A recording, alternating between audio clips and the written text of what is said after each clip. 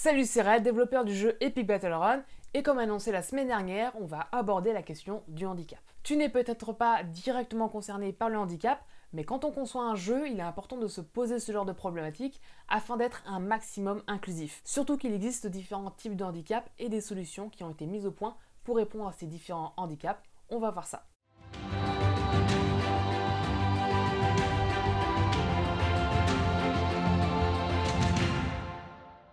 Étant donné que je ne suis pas directement concerné par le sujet du handicap, petit disclaimer. Je ne suis pas un expert absolu sur le sujet, il peut être difficile de se mettre à la place d'une personne handicapée, et même quand on est soi-même handicapé, comprendre d'autres handicaps peut être aussi très difficile.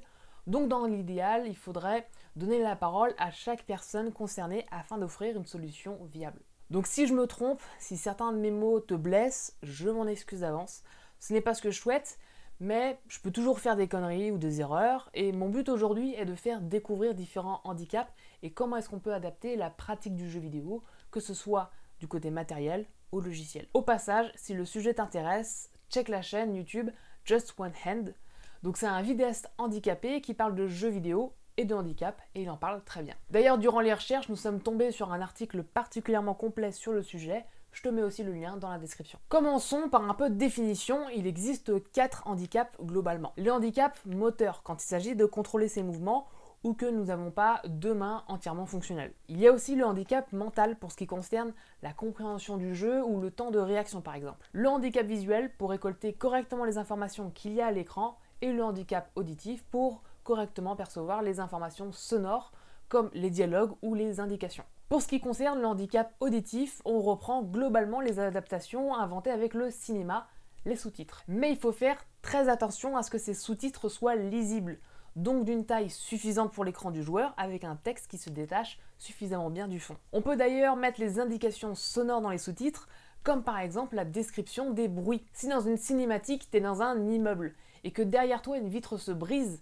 indiquant que quelqu'un est entré par la fenêtre, il faudra aussi le mettre à l'écran afin qu'une personne malentendante soit aussi capable de comprendre ce qui se passe. Donc au niveau de ton implémentation du jeu, propose des options pour mettre des sous-titres et fais en sorte à ce qu'ils soient lisibles et pense bien à ce que toutes les informations puissent être fournies au travers de cette adaptation. Pour reprendre l'exemple de l'article dont je t'ai parlé tout à l'heure, dans Overwatch, quand un personnage lance un ultimate, il le dit à l'oral, mais il n'y a pas de sous-titres. Du coup, tu te retrouves un peu comme un con à continuer d'attaquer le personnage alors que tu vas bientôt te faire défoncer, alors qu'il suffirait d'un simple sous-titre coloré pour indiquer quel personnage lance son ultimate. Pour le handicap visuel, c'est un peu plus compliqué parfois. Et en fait, quand on n'est pas concerné, c'est difficile de se rendre compte que certaines personnes ne perçoivent pas correctement l'information que tu veux transmettre. Quand tu conçois les images de ton jeu, tu as souvent implicitement conscience qu'il faut mettre certaines choses en valeur, notamment au travers des contrastes des couleurs ou bien la question de la taille des éléments. Sauf que ce qui peut te paraître contrasté pour toi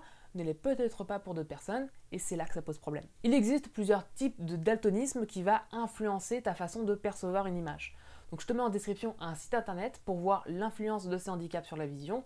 Ça s'appelle coloredblindness.com.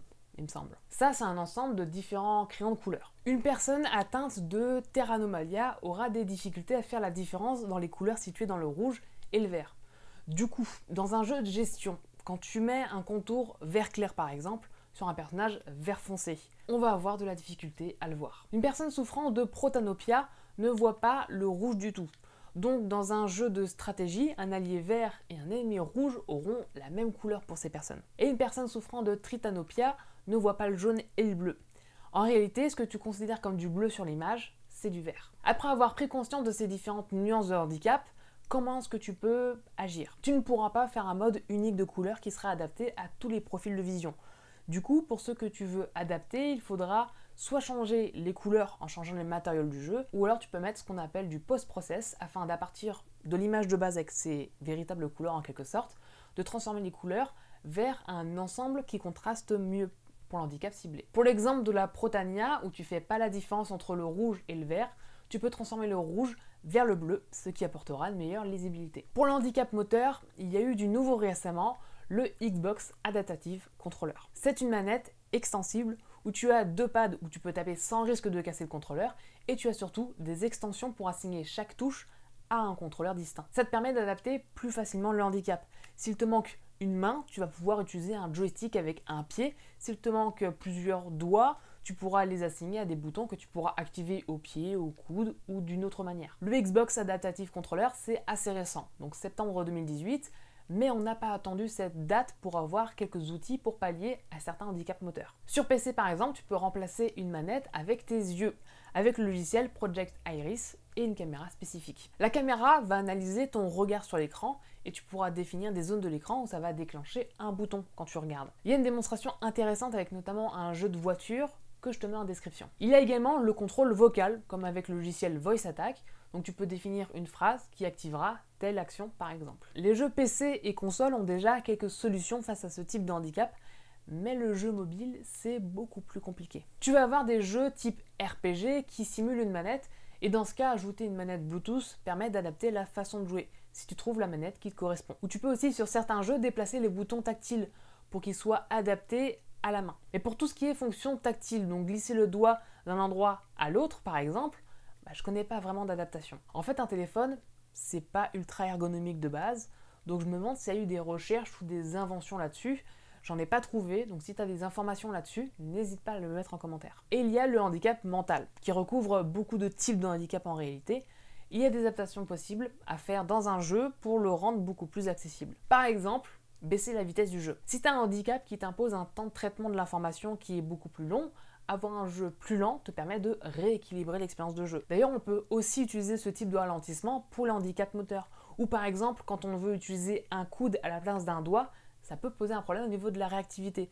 Un doigt a un mouvement beaucoup plus rapide qu'un coude. Tu peux aussi avoir des options spéciales comme dans le jeu Celeste, où tu peux activer un mode assisté pour modifier certains paramètres du jeu pour le rendre plus accessible. Et ce mode assisté est déprécié de la part d'une tranche de joueurs radicaux, puisque c'est vu comme étant un mode facile, et on le voit notamment au travers du débat autour de Sekiro. Pour te la faire simple, Sekiro, c'est un jeu qui est basé sur une difficulté extrême, un peu comme dans Dark Souls. Et suite à un mode offrant des options d'accessibilité, ces gamers ont estimé que c'était une insulte à l'œuvre, puisque ça peut casser complètement cette notion de difficulté, notamment en ralentissant le jeu. Donc en rendant la lecture du jeu bien plus facile pour les valides. Et là, en fait, je pense qu'il y a un problème de compréhension du sujet. Il y a une différence entre un mode adapté et un mode facile. D'ailleurs, je préfère le nom mode adapté plutôt que le mode assisté puisque c'est jugé moins péjorativement et surtout ça mène à un point qui est particulièrement intéressant. Un mode adapté ne veut pas dire plus facile, mais simplement que la difficulté est posée de façon à compenser un handicap sans pour autant annuler cette notion de difficulté. Une personne handicapée peut très bien tryhard le jeu, mais il tryhardera un jeu qui aura les exigences adaptées au lieu de forcer l'exigence validiste, qui n'est atteignable que pour une tranche de la population. Après, le jeu Sekiro veut faire passer un message au travers de la difficulté. Donc tu adaptes le jeu pour qu'il offre un challenge difficile mais atteignable, et là tu auras accès à ce message. Et si les personnes veulent utiliser ces modes adaptés pour finir le jeu plus facilement, et donc outrepasser cette notion de challenge, ils n'auront pas le message, et c'est tout. C'est pas grave. De la même manière qu'en lisant un livre super complexe en diagonale, ça n'a pas d'intérêt, c'est facile et tu n'auras pas accès au contenu réel de l'œuvre. Voilà, je voulais profiter de cette vidéo pour donner un petit avis personnel sur la question, puisque c'est quelque chose qui est particulièrement intéressant, et ton avis m'intéresse aussi, donc sur cette question-là, n'hésite pas à me partager ton avis en commentaire. Tu peux nous rejoindre sur Facebook, Instagram, Twitter et Discord, et merci énormément aux tipeurs, et si tu veux contribuer à la chaîne en faisant un don ou en regardant une publicité, le lien est dans la description. Et on se voit comme d'habitude samedi 18h. À la semaine prochaine. La bise.